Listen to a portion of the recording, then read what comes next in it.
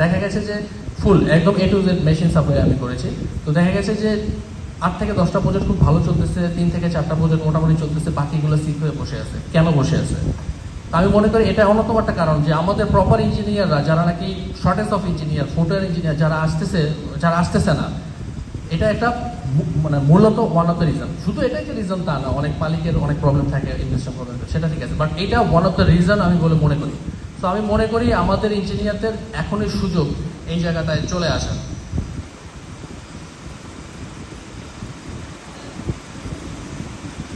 আমরা মূলত যে কাজটা করি সেটা হচ্ছে অটোমেশন টেকনোলজি নিয়ে। কারণ ডে বাই ডে বড় বড় বায়ার যারা বাংলাদেশে আসছে, যারা তাদের প্রোডাক্ট নিয়ে আসছে, তাদের মেইন ইনস্ট্রাকশন দেওয়া হচ্ছে যে লেবার কস্ট কমিয়ে নিয়ে আসো। লেবার কস্ট কমিয়ে কীভাবে প্রোডাকশন বাড়ানো যায় সেটার একমাত্র উপায় হচ্ছে মেশিন।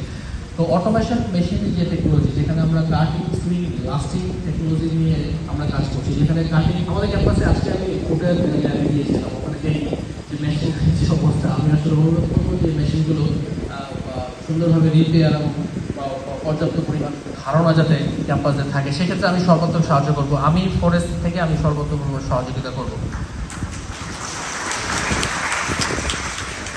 তো কাটিং মেশিন যেটা আমরা ইউজ করেছি, এখানে আমরা ট্রাভেলেট কাটিং মেশিন ইউজ করেছি, আমরা সুইংগাম কাটিং মেশিন ইউজ করেছি অ্যাটম কোম্পানি থেকে। যে অ্যাটম কোম্পানি আমি সরাসরি বাংলাদেশের এখন এক্সক্লুসিভ এজেন্ট হিসেবে কাজ করছি, যেটা সার্ভিসটা আমি এনশিওর করি। তো আমি এটা পারবো, অবশ্যই পারবো ক্যাম্পাসের এটা আমি সমাধান করতে। অ্যাটম মেশিন যেটা রয়েছে, আমি সরাসরি অ্যাটম ইটালি যে অ্যাডমিনিস্ট্রেশনের সাথে কথা বলবো এবং তাদের থেকে যে ধরনের পার্টস বা সর্বাধিক সহযোগিতা লাগে আমি করবো। তো যে ট্রাভেলেট মেশিনটা রয়েছে সেটা যদি অটোমেশন আমরা নিয়ে আসি, যে অ্যাটম যে অটোমেটিক কাটিং মেশিনটা এখন নিয়ে আসছে, যেটাকে আমরা ফ্ল্যাশ কাট বলি, যেখানে 4টা মেশিনের জায়গায় একটা মেশিন ইউজ করলে হচ্ছে, সেখানে দেখা গেছে 4টা মেশিন না, 4টা মেশিনের জায়গায় 4টা লেবার কমে যাচ্ছে, 4টা কাটিং বোর্ড, বিভিন্ন ধরনের নাইফ এবং অনেক হ্যাসেল কমে যাচ্ছে। This is called automation. এই জিনিসগুলো ধারণাটা দিবে কে? একটা ফুটওয়্যার ইঞ্জিনিয়ার ধারণা দিবে আমাদের ইন্ডাস্ট্রির মালিকদের, সেখানে তারা আস্থা পাবে যে না, হি নোজ। সুইংয়ে যদি বলি, সুইংয়ে আমরা অটোমেটিক সুইং নিয়ে কাজ করছি, পোস্টবেস সেকেন্ডের নামোরেটের, যেখানে আগে একজন হেল্পার নিয়ে কাজ করতে হতো, অটো কাটিং সিস্টেম আমরা করেছি, যেটা অটোমেটিক একজন হেল্পার লাগবে না, অপারেটর ডিল করতে পারবে। আমরা automatic pattern sewing cutting machine ফ্যাক্টরিগুলোতে মুভ করছি, যেগুলো নিয়ে, যেখানে অনেকগুলো কম্পোনেন্ট একসাথে স্টিচ করা যায়। লাস্টিং টেকনোলজি ইউজ করছি, আউটসোল ইনজেকশন মেশিন, ডিআইপি নিয়ে আমরা অটোমেশন নিয়ে কাজ করছি।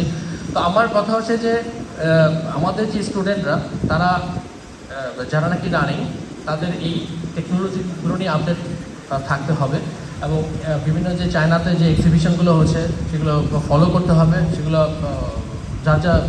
যেভাবে ডে বাই ডে যেটা আপডেট হচ্ছে, টেকনোলজি কীভাবে আপডেট হচ্ছে, সেটা নিয়ে আমাদের আগাতে হবে। এবং আমরা আশা করি যে আমরা আমাদের ইঞ্জিনিয়ারদের এই সেক্টরে ভালো একটা কিছু দিতে পারবো।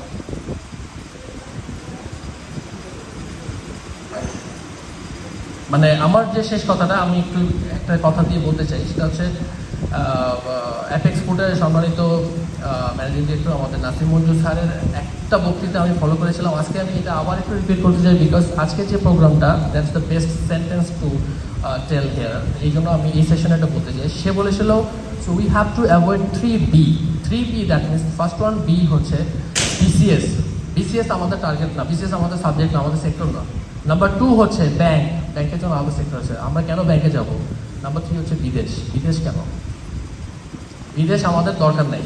বিদেশের যে বায়াররা, তারাই তো বাংলাদেশে আসছে এখন জুতা বানাতে, আমরা জুতা বানাবো কেন বাইরে গিয়ে? আমরা this is the now market in now in Asia. So আমাদের সেই জিনিসটা মনে রাখতে হবে।